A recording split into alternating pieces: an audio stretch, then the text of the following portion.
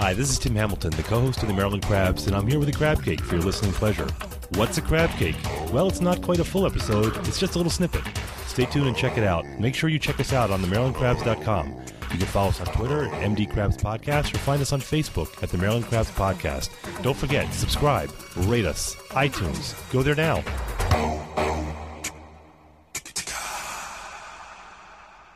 Hello? Is this Tim? Hey, Paula, how are you? Sorry, I had to put on headsets, and we call them cans in the biz. Oh, sure. Yeah, no, we don't.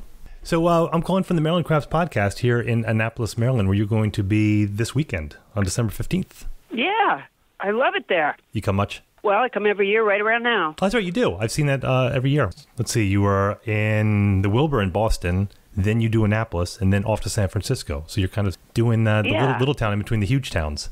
Yeah, I go to Annapolis right around this time every year, and it's, it's always beautiful. And I think I've been going for something like 15 years, really long time. And it's one of the smallest venues that I do. I mostly do theaters. Yep. But there's a couple places that I started doing a long time ago, and I enjoyed them so much that I just stayed there. And that's one of them. It's a great room. We were talking to someone a couple weeks ago who's doing comedy down here, and it's just a great room. Yeah, it really is. You're right smack in the middle of the crowd, you know. I mean, it's not in the round, but the stage is, I think, an inch high.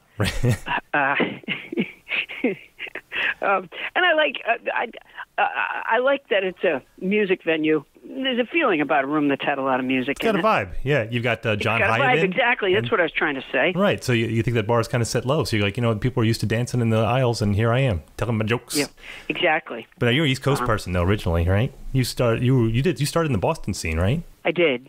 Yeah, I started in '79. That was what was that place up there? It was like the Ding Ho. Was that the right name of it? The Ding Ho in Inman Square in Cambridge. It was a Chinese food restaurant. Western-style Chinese restaurant, yep. And that's where that Boston scene back then was incredible. That was like Stephen Wright, Dennis Leary. I think Bob Goldthwait was out there. I think. Yep.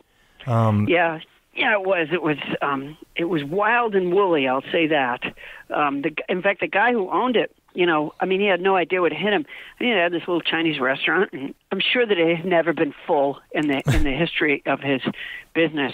And the restaurant was on the other side of this, so you could go into the bar and never see the restaurant. But that place was packed and rocking, and especially on, I think the big open mic night was Wednesday, and that's when it was really crazy, because there'd be 30 comics wanting to go up, and for the audience, it cost like $1 to get in or something, and so it was a great deal for everybody. They were all from Emerson College, I think, where they just cranked out comics in the 70s and 80s. Yeah, Dennis had gone to Emerson. Goldthwait didn't. I think Stephen Wright did. I think. I believe Stephen Wright did. Yeah, there was a bunch of them. I'm not sure, honestly, that any of them got anything from Emerson College that made them able to do what they were doing. It wasn't like Harvard, who cranks out like the comedy writers. It just they happened to go to Emerson. Yeah.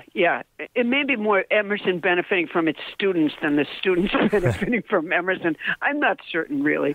But because the truth is, the way you become a stand-up comic is you go to open mic nights. You think of things that you think are funny. You write them down on a piece of paper. You remember them. And then you go on stage in small sets, like 5 minutes, and you develop your relationship with the audience and overcome your fears, and that's how you do it. It's cheaper than a therapist, yeah. So you don't, a college or a class or this or that, those are all a little bit snake oil, I think. I've seen comedy clubs where some of the comics, they have time during the day, so they're offering those classes for stand-up comedy. Yeah. I don't think that's something you can teach as a timing. No, I don't plus think you can't. You can't impart that mental pain in there either. It's a relationship with the audience, and so and your fellow students are it's not nothing, but it's not great. What's funny is in the old days when we would all be waiting to go on. And there was the audience, and then there was all these comics waiting to go on. Every now and then they'd say somebody was a comedian's comedian, which is really like the kiss of death for a performer, because what that generally means is you played at the back of the room. Right, that the comics are laughing, and sometimes the comics are laughing because what the person is doing is so alienating to the crowd that it's funny. And so it's really not the way you want to sharpen your skills. It's not lucrative. Yeah. I mean, it's funny, but it's funny for the wrong reason. With the exception of maybe Brian Regan. We were talking about that a few weeks ago, where he's just absolutely hilarious on any level, whether you're a comedian or not. But then you went off to San Francisco after that. Was that like mostly Cobb's out? Because I know that was really big in the 70s and 80s. Oh, there were Cobb's was just getting started like right after I showed up.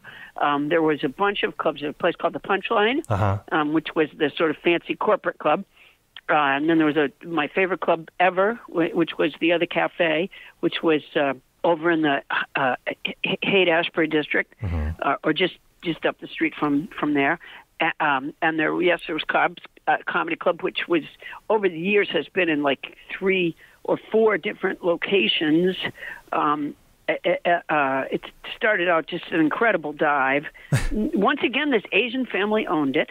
And, somebody went in and said, hey, could we do, comedy here? And I don't think the people had any idea what they were saying yes to. But then the next thing they knew, this place that, rarely had that many customers in it was packed night after night. So they're like, yeah, we like this comedy thing. But it moved a number of times. The last time I was there was at the Cannery. I think that was the last time. Yeah, it sort of moved to more and more glamorous locations, and but lots of good stuff. There was San Francisco audiences were so much fun to play to. I think they really liked things that weren't so on the nose, that were a little bit obscure sometimes. They were just fun. Well, that was like Robin Williams, I think Dana Carvey, Kevin Meaney was out there. I like Kevin Meaney. Kevin was out there for a while. Kevin was from, I believe, upstate New York, and they came out to San Francisco and was one of us for a long time, and then he went to Boston, and they loved him there, and then eventually went back to New York. He was great. Those were the big 3 comedy towns back then, or even still is San Francisco, Boston, and New York. I mean, Boston comics they still crank out some great comics. I mean, edgy, but they're great. Yeah, well, part of it is just the audiences, It's like who you're playing to means so much. Sometimes after a show, people will come up and they'll say, like, oh, we enjoyed it so much. And I said, well, I said, they go, oh, you're so good. I'd say, well, thank you, but it really has to do with who I'm playing to. So, if you play to assholes, it's not nearly as much fun. Is there a difference between the East Coast audiences and the West Coast audiences? Not for me, anyways. I think part of that is my crowds largely come out to see me. And so I've already passed that bar. Oh, they know what they're expecting. Right. So I'm not, my favorite kind of crowd has, a bunch of people who've seen me before, and then they brought with them some people who haven't. That's my favorite kind of crowd. Where they keep nudging them? Going, wait. Well, no, it's just good to grow the audience, and if I'm just playing to people who've seen me before, I'm not doing that. So I like having new audience members as well. But they have they've already decided for the most part. So I'm not doing a lot of winning over the whole crowd. Which I can do.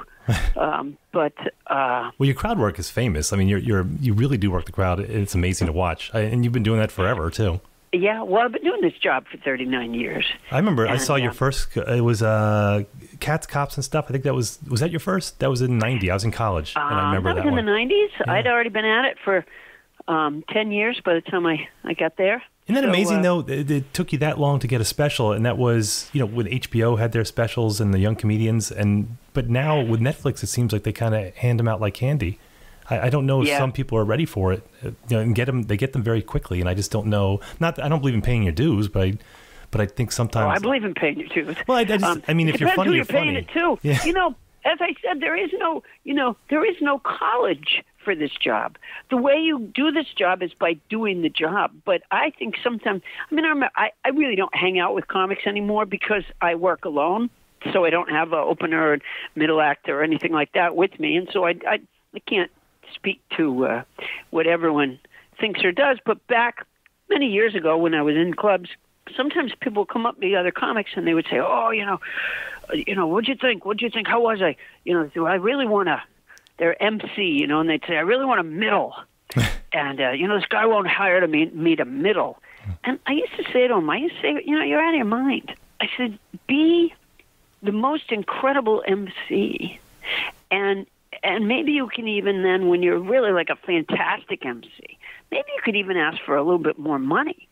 But there's no real virtue to, you move from being really strong in a position, and then you move up to where you're really mediocre. You're really lost in the crowd. It doesn't really serve you. But when you get really good at something, the truth is the people hiring will look like idiots if they don't hire you, and so they will. But to constantly be arguing about whether or not you're there, it's a waste of energy, I think. And I still feel that way now. I put my energy into doing the best show I can do for each audience, and I'm not involved at all with who hires me. So you just show up when you're scheduled, huh? It's on my book. I go there. I get up at 3 and 4 in the morning to go to the airport, and I get to the check-in counter, and they'll say, where are you going? And I go, hold on a minute. And I take out a piece of paper, and I go, oh, okay, I'm going to Richmond. Do you travel a lot still? Oh, yeah. Yeah. You got 3 kids, right?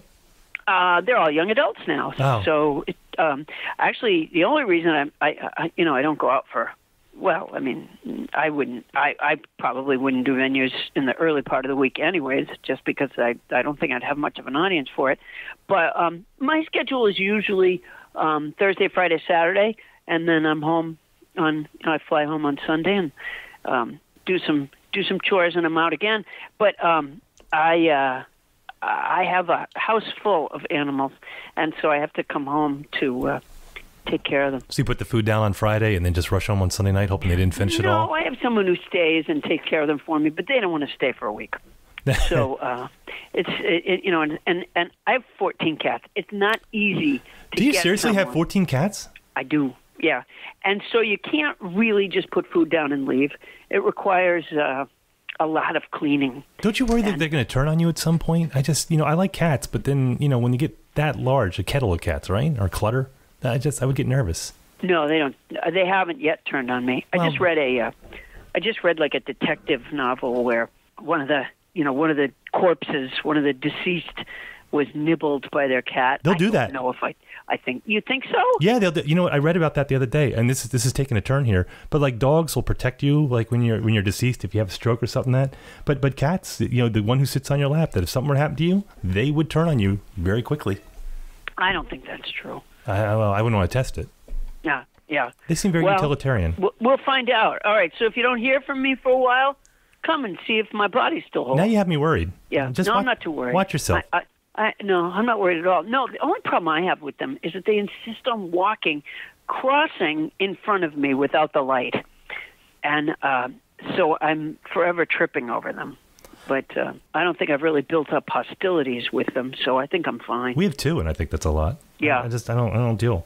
So but you have a podcast too. So you also have. I do. I have nobody a podcast listens to. Oh, go ahead. I stole your thunder. Nobody listens to Paula Poundstone. Yeah, you're setting the bar low. Let me put it there. It's because it's. So if someone's listening, you go, okay, great. We got a couple listeners, and it's relatively new. Exactly. Yes, it's weekly. It is weekly, and we call it a comedy advice podcast. We bring on people to talk about, their expertise in different areas that are things that, people just need to get through life. Let me read this. So where else can you find advice on topics from how to keep a friend to how to translate your Verizon bill, or should I get a penis piercing? That's right off the website. And the answer to that, of course, is no. Oh, yeah, that is should the not. Answer. That is the answer. It's a short episode. I have to say that the person that we interviewed on the topic seems so normal. I'm going to say that they're not. I think that's going to be like, still waters run deep sort of thing. Well, they cover it up really well then. Well, other than that clanking sound. And getting stopped at airline security and trying to explain that. I had one before that called Live from the Poundstone Institute that I made with NPR. That was very fun to do, but it was we had endowment problems. It was costly, and so we did 10, and then Adam and I reconvened. My partner Adam Felber, and we came up with Nobody Listens to Paula Poundstone, and it's just plain fun.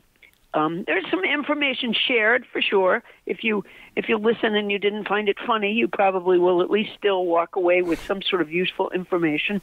But I think people find it funny so far. Well, podcasts are fun because I don't think there's that pressure that you have with radio. I mean, first of all, it's recorded. Yeah, exactly. You know, it's radio without the discipline, really. Hey, and that's great. Yeah, it does allow for. It's sort of like my act in a way. You know. It always makes me laugh when people say, crowd work, because if it's some sort of, I don't know, some sort of, skill or like what it is it's having a conversation. I have conversations with audience members. The difference is between me and other people who don't do that, I guess, or who do it in a different way, is that I allow the conversation to take shape, and I'm not in a big, huge hurry. And I think it's a little bit like what podcasting is to radio, is that it's not real tight.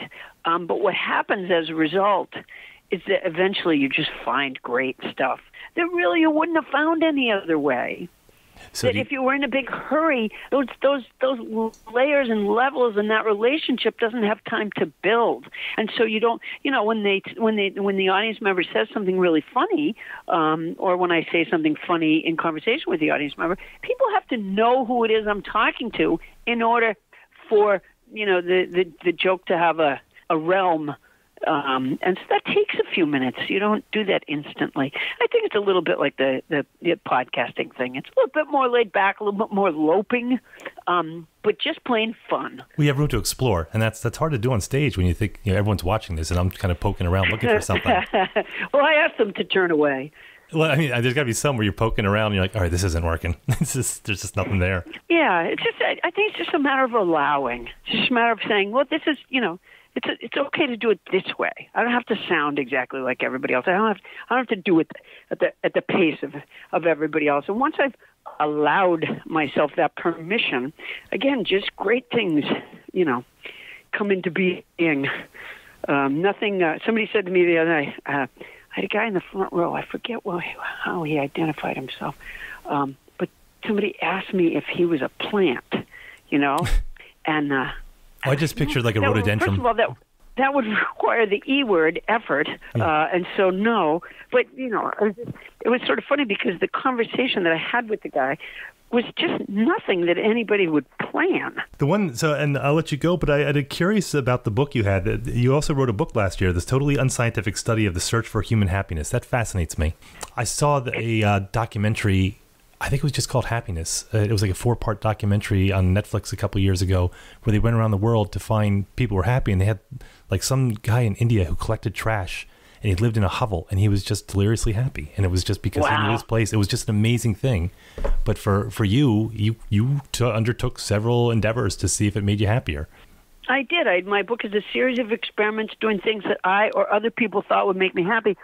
But every chapter is written as an experiment with the hypothesis and the conditions and the variables and the qualitative and quantitative observations, etc. But the real question for me wasn't whether I would enjoy doing something. The real question was, what could I do that would leave me with a bounce, that would really sort of biochemically make me happy, so that when I went on to do my regular day, that I would still feel good.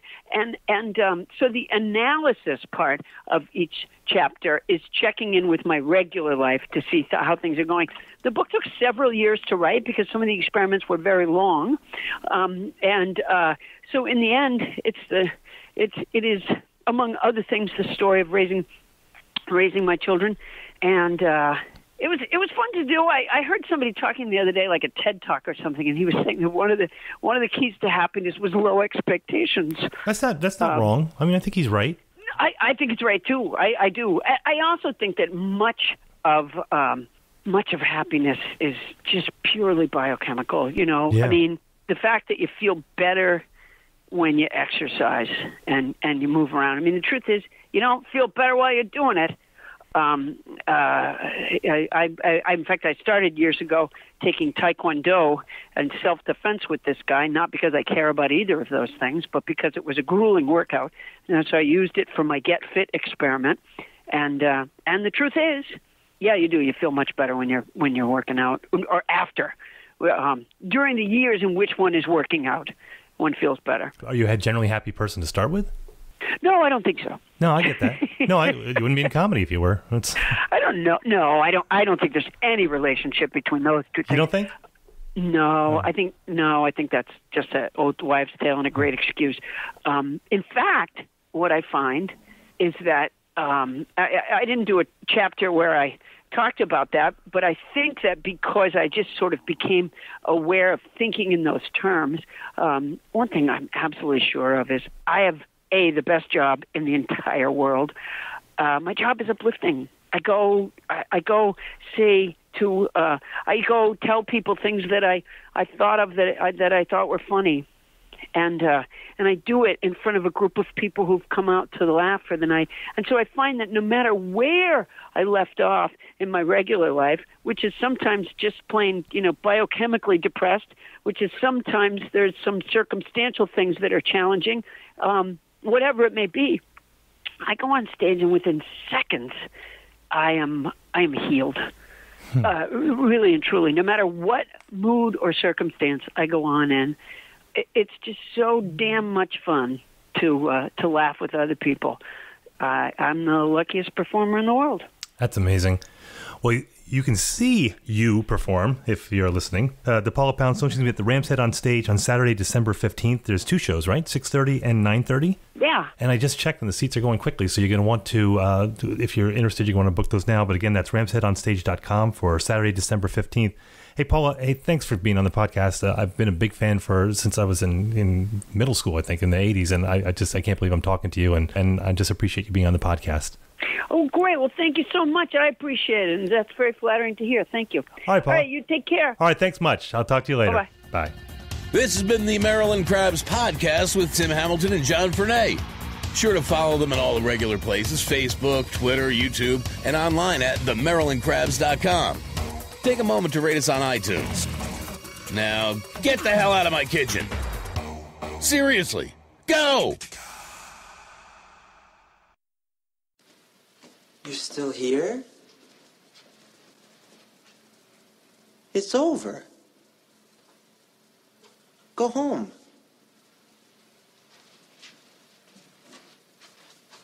Go.